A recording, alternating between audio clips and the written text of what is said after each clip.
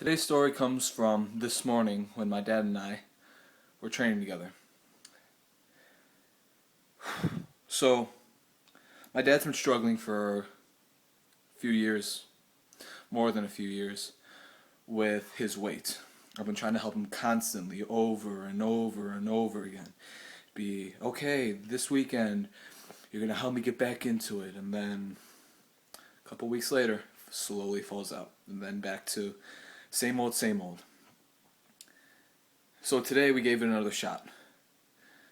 And right now it's basically looking the same way that it has been.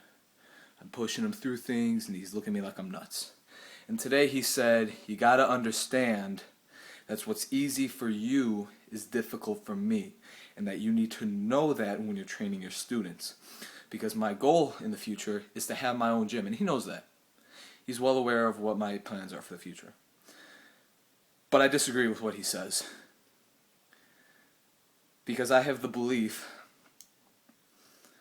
I agree with the belief of Elliot Hulse when he says you need to become the strongest version of yourself. And that involves leaving your weaker self behind. And I look at it as when you're getting into training, it's got to be like tearing a Band-Aid off. When you're looking to get stronger, you got to have that mentality. That easing into it during certain circumstances is not the way to go. There are some moments where you are stuck. People always talk about sticking points. And anytime I get to a sticking point when I'm training, it's just hit the limits as hard as I can so that they break. And if I fail, I fail. But I always come back stronger after that tremendous failure. Because when you push yourself, when your body says no, that's not your body, that's your weaker self saying, stop, I can't keep up. And then that's when you break free and leave that weaker version behind. I experienced this yesterday when I was running.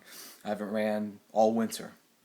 Yesterday I probably ran about 12 miles. And there was a certain point where I was telling myself, okay, time, all right, when you get here, just head home. When you get here, just head home. And when I was about to get there, I was about to turn and head home. But instead, I went forward.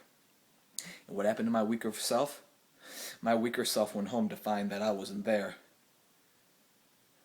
and died off. And here I am, stronger, more trained, knowing what it's like to fight through a pain, a mental toughness. Because a lot of training is all just mental toughness. I don't care what you do. A lot of it is mental toughness. Basically what I'm saying today is move as fast and powerful and explosive as you can today so that your weaker self freaks out, can't keep up, and is left behind in the dust.